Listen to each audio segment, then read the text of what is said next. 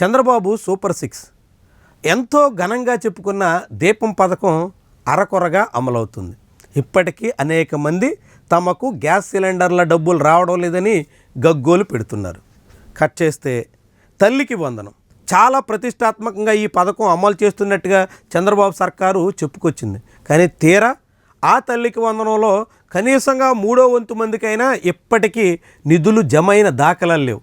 తల్లికి వందనం డబ్బులు వస్తాయని ఆశతో ఎదురు చూస్తున్న చాలామంది లబ్ధిదారులు అర్హులుగా ఉండి అనేక కారణాలతో అన్యాయం జరిగిందని అంటూ కలెక్టరేట్ల ముందు క్యూ కట్టే పరిస్థితి వచ్చేసింది. అంటే సూపర్ 6లో 2 పథకాలు అరకొరగానే అమలవుతున్నాయి.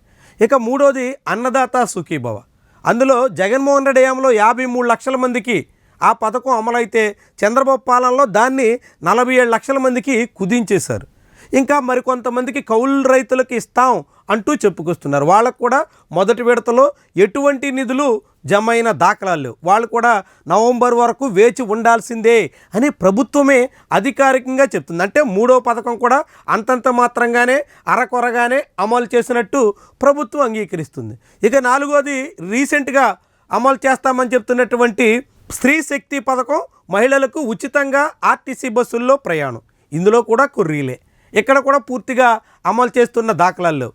మొత్తం 16 రకాల బస్సుల్లో అనుమతి లేదని చెప్తూ కేవలం 5 రకాల బస్సుల వరకు మాత్రమే మీకు పర్మిషన్ ఉంటుంది అని చెప్పుకొస్తున్నారు. దీంతో ఇది చాలా ఆసక్తికరంగా ఆశ్చర్యకరంగా మారుతుంది.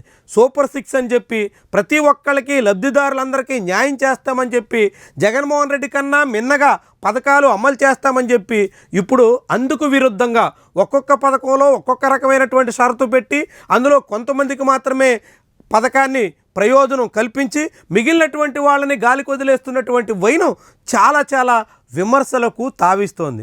చంద్రబాబు తాను సూపర్ 6 అమలు చేశాను, దాన్ని సూపర్ హిట్ చేశాను అని చెప్పుకునే రీతిలోనే ఉన్నది తప్ప అది పూర్తిగా లబ్ధిదారులకి దానివల్ల ప్రయోజనం దక్కుతుందా, దాని ద్వారా లబ్ధిదారుల్లో ప్రభుత్వ తీరు పట్ల సంతృప్తి ఉందా లేదా అన్నది చెక్ చేసుకుంటున్న దాఖలాలు కనిపించట్లేదు. అందుకే ఇప్పుడు చంద్రబాబు ప్రభుత్వం పథకాలు అమలు చేస్తున్నామని ఎంతగా డప్పు కొట్టి చెబుతున్నా దాన్ని జనం పూర్తిగా అంగీకరించే పరిస్థితి కనిపించట్లేదు. చివరికి దీపం పథకం అమలు కావడం లేదని మంత్రులు, ముఖ్యమంత్రులు, ఆఖరికి లోకేష్ లాంటి వాళ్ళు వెళ్ళిన చోట కూడా జనం నిలదీసే పరిస్థితి వచ్చేస్తోంది.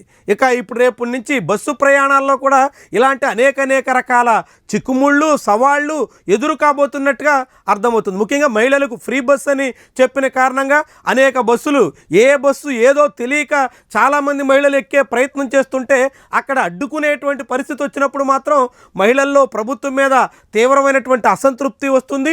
అలాంటి అసంతృప్తి ఎటు దారి తీస్తుంది, ఎక్కడికి మళ్ళిస్తుంది, ఎలాంటి పరిణామాలని ఫలితాలని ఇస్తుంది అన్నది చాలా కీలకమైనటువంటి అంశం. కానీ చంద్రబాబు సర్కార్ మాత్రం భవిష్యత్తు విషయాల్ని పెద్దగా గమనంలో ఉంచుకోకుండా ఎప్పటికిప్పుడు తాము అన్నీ చేసాం, అంతా అమలు చేసాం, చెప్పిన మాట నెరవేర్చాం అని చెప్పుకోవడానికి మాత్రమే ప్రాధాన్యత ఇస్తున్నట్టు కనిపిస్తుంది తప్ప ఆ చెప్పుకుంటున్నటువంటి మాట అయినా ఎంత మేరకు అమలైంది, ఎంతమందిని సంతృప్తిపరిచింది, ఎంతవరకు దానివల్ల ఫలితం దక్కుతుందనే దాన్ని ఏ మాత్రం పట్టించుకుంటున్న దాఖలాలు అయితే కనిపించడం లేదు.